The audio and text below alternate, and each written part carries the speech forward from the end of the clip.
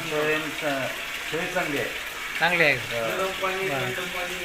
गरम छान पाणी सगळी सोय चांगली. नाश्त्याची सोय आहे. तुळजापूरून येणाऱ्या व्यक्तीला सांगायचं आपलं भक्तनिवास ठेपा.